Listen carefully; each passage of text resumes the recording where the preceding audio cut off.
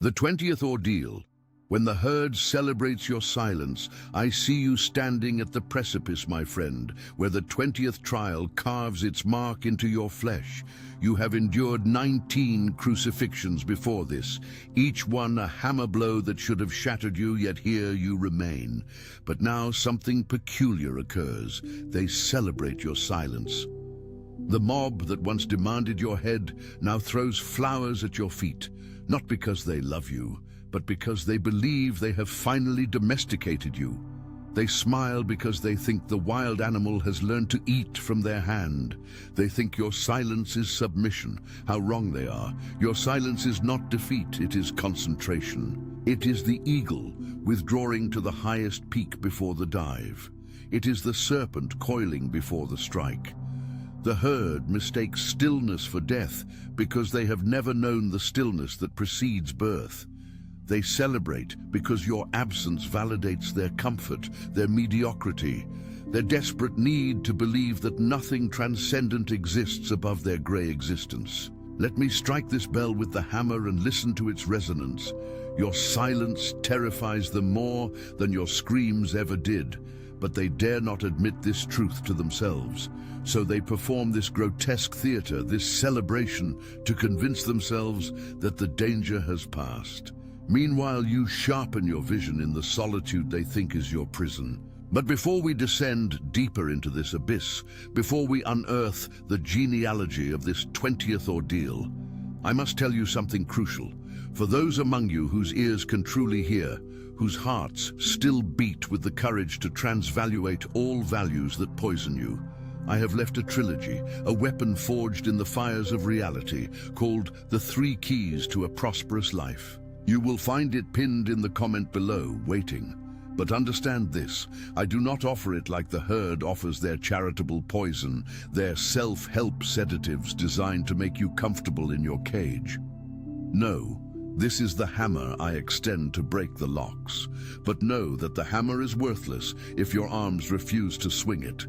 The map means nothing if your legs will not walk. The first step, the first key, demands you stop asking, why did this happen to me?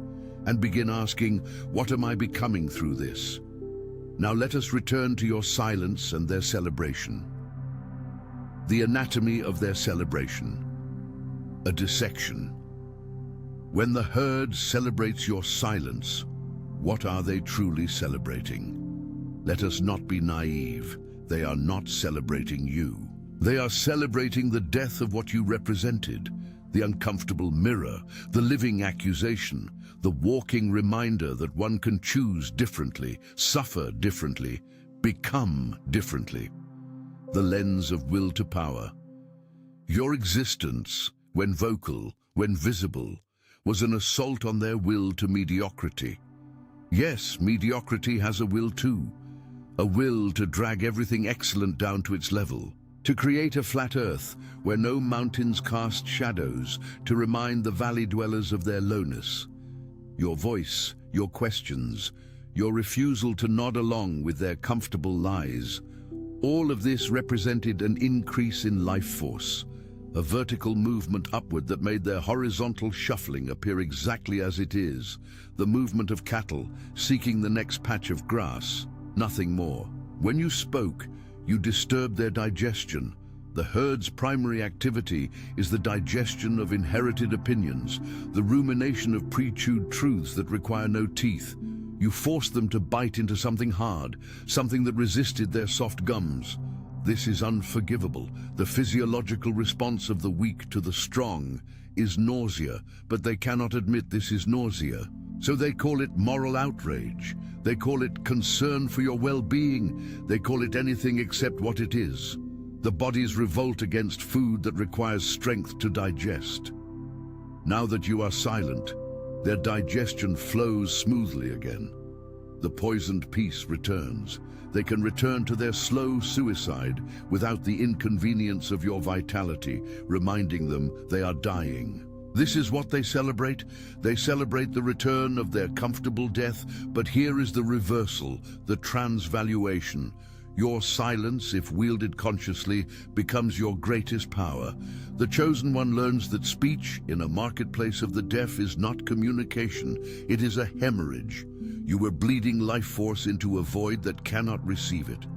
Silence, strategic and intentional, is not retreat. It is the conservation of force for the attack that matters.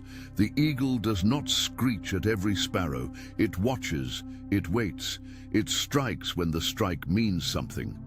The lens of genealogy of morals.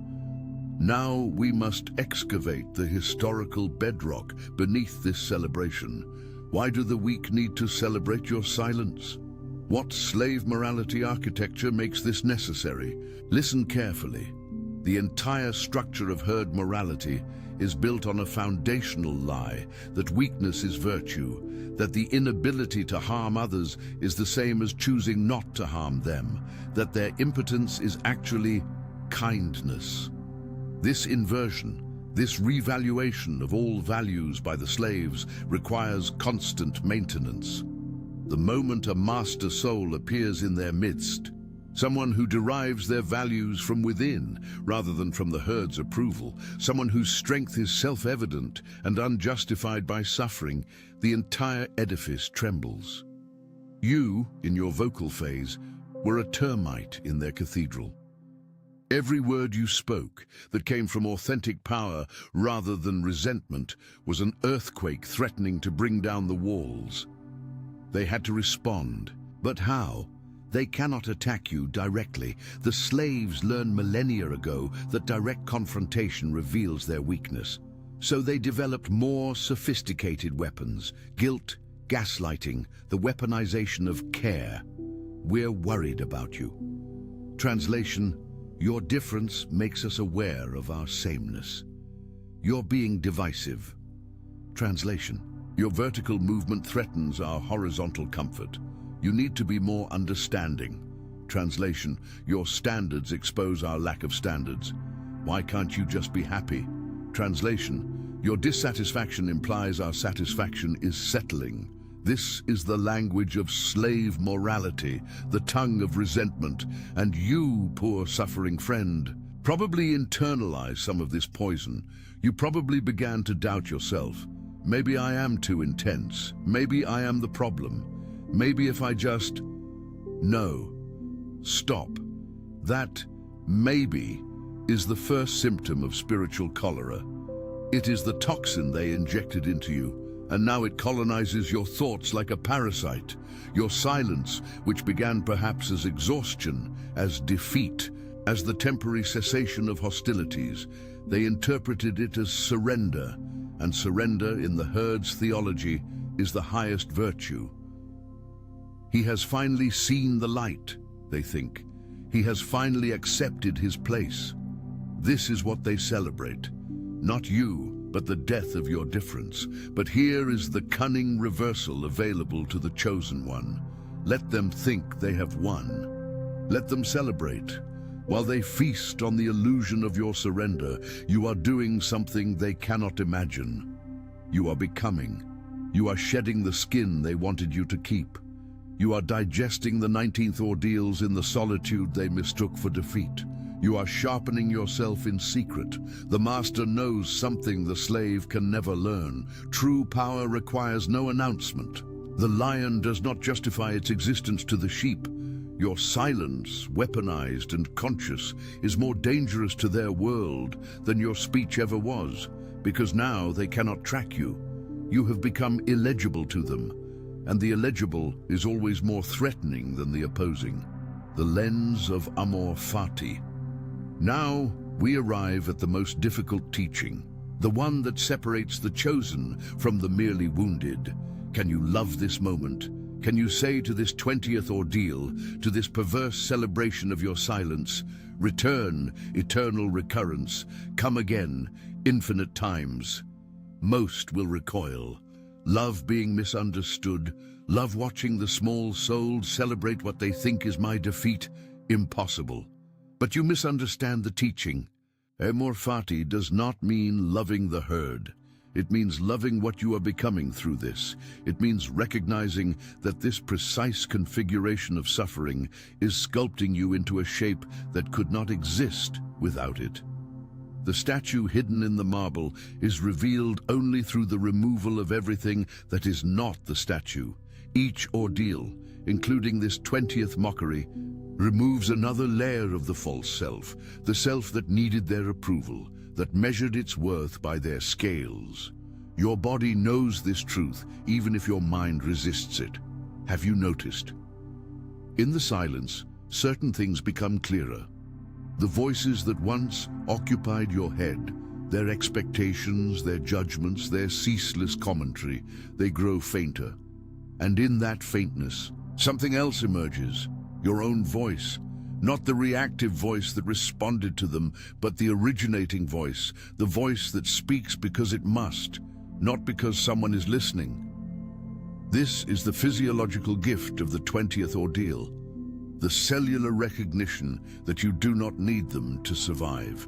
Your nervous system, which once lit up with anxiety at every social severance, is slowly recalibrating. The withdrawal symptoms are intense. Make no mistake, you are withdrawing from the drug of external validation. But on the other side of this withdrawal is something the herd can never taste: self-originating joy.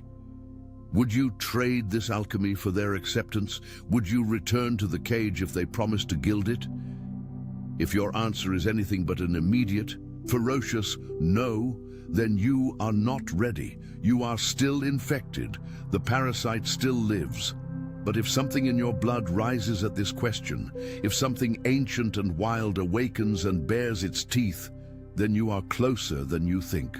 The scapegoat mechanism, why you were chosen to carry their sins. Let us go deeper still into the anthropological machinery of human groups. Why does the herd always need a scapegoat? Why must someone be cast out, silenced, broken? The answer reveals the fundamental weakness at the heart of all collective identity. The herd defines itself not by what it is, but by what it is not. It has no positive identity, only a negative one. We are not like him. We are not like her. This is why they need you.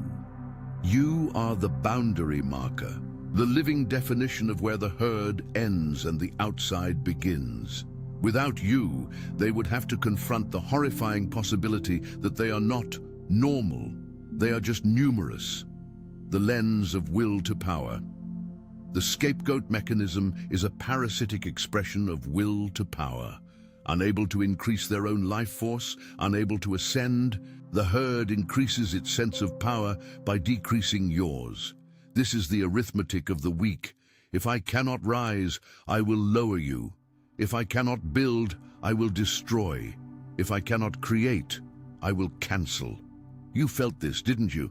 The way they would gang up, not through explicit conspiracy, but through unconscious coordination, like a school of fish evading a predator. One would strike, then retreat. Another would strike from a different angle. They never fought you fairly, one-on-one, because deep down they knew they would lose. The only way the weak can overcome the strong is through quantity. The mob, the committee, the family meeting, where all unite against the one. And what was your crime? Let us name it clearly. You carried light into their darkness, and the darkness resented the exposure. You spoke truths that their lives were structured to avoid. You asked questions that their answers could not survive. You refused to pretend that the emperor was clothed when his nakedness was obvious to anyone with eyes. This is unforgivable. The herd's entire social contract is built on mutual pretense. If you pretend not to notice my cowardice, I'll pretend not to notice yours. If you validate my mediocrity, I'll validate yours. If you never disturb my sleep, I'll never disturb yours. You violated this contract. You were awake when they needed you to be asleep. So they had to put you to sleep, or silence you, which amounts to the same thing. But here is what they could not predict, what their small-souled mathematics cannot calculate. The scapegoat, if they survive the sacrifice, becomes the shaman. The one cast out into the wilderness either dies or returns transformed, carrying knowledge from the outside that the inside cannot access. This is your destiny, should you choose it. The 20th ordeal is your initiation into this role, the lens of genealogy of morals. The scapegoat mechanism is ancient, far older than the herd realizes. It is coded into the DNA of social primates. In the tribal era, the tribe's survival depended on absolute conformity. The one who questioned, who experimented, who thought differently, represented an existential threat. They might lead the tribe into new territory where dangers lurked. They might break taboos and bring the wrath of the gods. They might simply make the others feel inadequate by comparison. So tribes developed immune systems against individuality. The antibodies were shame, ostracism, violence. The tribe would identify the different one and either break them until they conformed or expel them to die in the wilderness. This mechanism was adaptive when tribes numbered 30. It is catastrophic when tribes number billions and span digital continents, yet it persists. Modern civilization has not evolved past this. It has merely given the scapegoat mechanism new names: toxic, problematic, not a team player, needs therapy. The underlying structure remains identical. Identify the different, pathologize the different, eliminate the different. But here is the twist that modernity introduced, the poison within the poison. The herd now claims to value diversity, to celebrate difference, to embrace the unique. This is the most insidious lie because it recruits the scapegoat's own desire for acceptance against them. See, we're not excluding you because you're different. We're excluding you because you're doing difference wrong. If you would just express your uniqueness in this pre-approved way, using this sanctioned language, within these boundaries we've drawn. Do you see the trap? They offer you a cage and call it freedom. They offer you performance art rebellion and call it revolution. They want your difference, but only domesticated difference, neutered difference. Difference that ultimately reinforces rather than threatens the herd. You saw through this, maybe not consciously, but your body knew. Your instincts rejected the poisoned gift, so you stopped playing their game. You went silent, and now they celebrate, because silence is ambiguous enough that they can interpret it as surrender, while you know it is something else entirely. The lens of amor fati. Can you love being the scapegoat? Can you say yes to the role of the one who carries the shadow, the unspoken, the denied? This is not masochism. This is not learning to love abuse. It is something far more profound. It is recognizing that the scapegoat is the most important member of the tribe, precisely because they are expelled. They are the one carrying the truth that the tribe cannot yet integrate. They are the future, cast into the present, resented because they are untimely. Your DNA is being rewritten by this ordeal. Your nervous system is learning to operate independently of herd validation. Your spirit is being forged in a fire that would melt those who celebrate your silence. This is not punishment, this is privilege. You are being given the opportunity that the comfortable will never have. The opportunity to become who you actually are, rather than who they need you to be. The question is not, why did this happen to me? The question is, what quality within me was strong enough to threaten them? What light did I carry that required this degree of suppression? Os, when you answer this honestly, you will discover that the thing they tried to kill is the exact thing you must cultivate. The celebration as psychological projection. What they fear in themselves. Let us examine this celebration through the lens of depth psychology, through the understanding that humans are never celebrating what they claim to be celebrating. The unconscious always betrays the conscious story. When the herd celebrates your silence, they are not celebrating you at all. They are celebrating the suppression of something within themselves that you represented. Let me be devastatingly clear. You were a mirror. They saw in you the possibility they have murdered in themselves. Your silencing is the reenactment of their own self-betrayal. The lens of will to power. Every human being is born with a spark of will to power, the drive toward growth, toward self-overcoming, toward becoming more than they are. But this drive is dangerous. It demands risk. It requires the willingness to fail, to be judged, to stand alone. For most, this is too frightening, so they make a deal with the herd. I will kill my own potential in exchange for safety. I will amputate my own wings in exchange for a place in the flock. This deal is never made consciously. It happens slowly, through 1,000 small surrenders. The child who stops asking, why? Because adults get annoyed. The teenager who hides their intelligence because peers mock it. The adult who abandons their dreams because responsibilities demand it. Each surrender is rationalized, justified, made to seem inevitable. But the deal comes with a hidden cost. You must now police others who haven't made the same deal. If someone near you is still flying, their flight makes your amputation visible. If someone is still questioning, their questions resurrect the questions you buried. If someone is still alive in the way you chose to die, their life is an accusation. This is why they hate you. Not because of anything you did to them, but because of what you represent in them. The roads not taken, the selves not become, the lives not lived.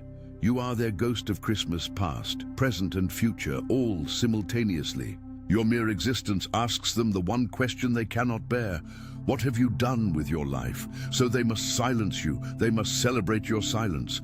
Because if they admit your silence is a tragedy, they must admit their own lives are tragedies. If they honor your difference, they must mourn their own conformity. The only way to maintain their deal with mediocrity is to pretend that mediocrity is wisdom, that conformity is maturity, that the death of potential is growing up. The lens of genealogy of morals. This projection has a specific moral structure. The herd has inverted values such that weakness is virtue. They have convinced themselves that their inability to stand alone is actually being a team player, that their fear of judgment is actually humility, that their murdered potential is actually realistic expectations. Within this inverted moral framework, you become the villain. Your refusal to murder your potential is arrogance. Your willingness to stand alone is antisocial. Nachi.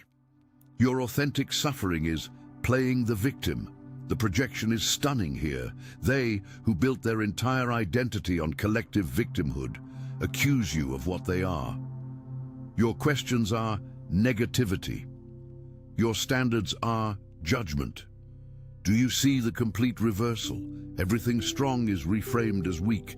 Everything weak is reframed as strong. And the purpose of this linguistic sleight of hand is to make you doubt your own perceptions. If they can convince you that your strength is weakness, they can get you to voluntarily amputate what they fear most in you. Many chosen ones fall into this trap. They begin to believe the herd's reframing. Maybe I am too intense, maybe I am too sensitive, maybe I should just...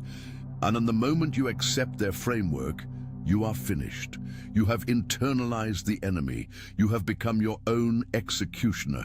But if you can see through this, if you can recognize that their celebration of your silence is actually a celebration of their own internal murder, then you gain X-ray vision. You see behind the masks. You understand that almost everyone you meet is a ghost, a hollowed-out shell, a victim who chose their victimhood so long ago they forgot there was a choice. This vision is both liberating and isolating. Liberating because you will never again mistake their judgment for truth. Isolating because once you see, you cannot unsee. The world of the herd becomes transparent, and transparency reveals emptiness, the lens of amor fati. Can you love this revelation? Can you embrace the isolation that comes with seeing truly? Here is the secret. The isolation is temporary, but the vision is permanent. You think you are alone because you measure connection by herd standards, by numbers, by frequency of contact, by surface-level validation. But there is another kind of connection available only to those who have been cast out. The connection between those who have survived the ordeal. Somewhere right now, another chosen one is reading these words. They are nodding. They are weeping. They are feeling seen for the first time in years. This is not the shallow connection of the herd, where people bond over shared banality. This is the deep connection of shared truth, of mutual recognition, of I see what you have survived, and I honor it. You will find your people, but not where you have been looking. They are not in the center of the circle, seeking approval. They are at the edges, in the margins, in the wilderness. They are silent too, but their silence is not defeat. It is the silence of one who has learned that certain truths cannot be spoken, they can only be lived. When you meet such a person, even virtually, even through written words, you will know. There will be a resonance, a tuning fork struck in one soul that vibrates in another. This is the true community of the chosen, not geographic, not institutional, but spiritual, scattered across the world, separated by language and culture, but united by having survived what the herd cannot survive. Your 20th ordeal is preparing you for this reunion. You cannot enter that community while still carrying the need for herd approval. You must first burn that need to ashes. You must first learn to stand alone so completely that you no longer need to stand alone. The need has been transcended.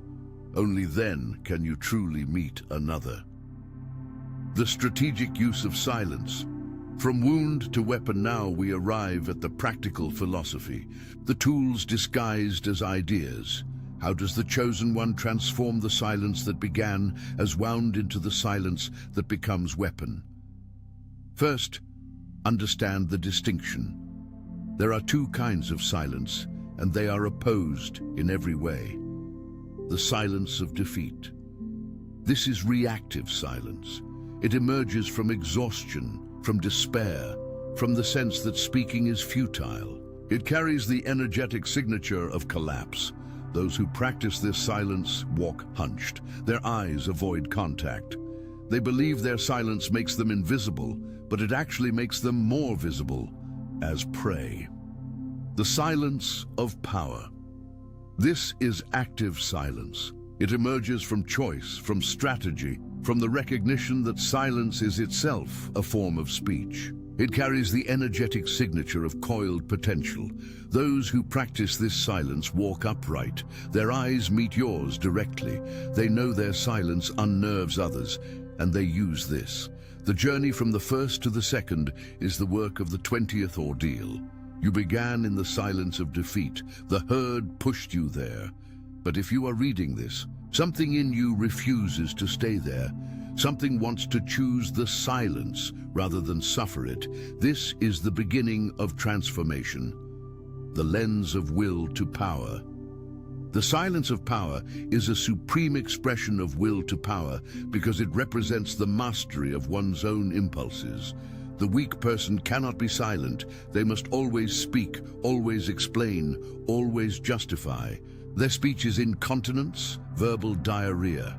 They fear the void that silence creates, so they fill it with noise. The strong person can be silent because they are comfortable with void. They understand that silence is not emptiness, it is spaciousness. It is the clearing in which real thought, real feeling, real presence becomes possible. When everyone is shouting, the silent one commands attention. When everyone is explaining, the one who refuses to explain becomes mysterious, powerful. Here is your first tool, strategic silence as conservation of force. You have been hemorrhaging life force by trying to explain yourself to those who cannot understand, by trying to justify your existence to those who have already judged you. Every word spoken to the deaf is energy lost. Every truth offered to those committed to lies is a wound, self-inflicted. Stop. Withdraw the life force. Let them wonder. Let them misinterpret. Their confusion is not your responsibility. Your responsibility is to conserve your power for contexts where it can actually take root, where the soil is fertile rather than poisoned. How do you practice this? The sacred no. Learn to say no without explanation. No is a complete sentence. When the herd asks you to justify your no, remain silent. The demand for justification is a power play. They want to find the flaw in your reasoning so they can dismiss your boundary. If you give no reasoning, there is nothing to attack. Your no becomes absolute. The observational silence. When in herd situations you cannot avoid, practice watching rather than participating. Observe them as a naturalist observes animals. Notice the dominance displays, the virtue signaling, the unconscious scripts they recite. Do not engage, just witness. This transforms a potentially draining situation into a learning opportunity. The selective speech. When you do speak, make every word count. Speak only to those who have earned the right to your voice, those who listen rather than wait to speak, those who question rather than judge. With these rare individuals, your silence ends and your speech becomes gift. With everyone else, silence is the appropriate response to their noise, the lens of genealogy of morals. The herd fears your silence because silence cannot be controlled. They have an entire apparatus designed to control speech, political correctness, social norms, the threat of ostracism. But silence is illegible. It does not participate in their game, so their rules do not apply. This is why the greatest rebels are often silent rebels. They do not protest. They simply refuse to play. They do not argue. They simply absent themselves from the argument. They do not fight the system. They starve it of their energy.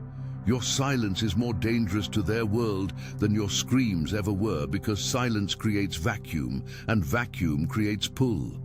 When you stop pushing against their world, when you stop trying to change them or convince them or even oppose them, something shifts.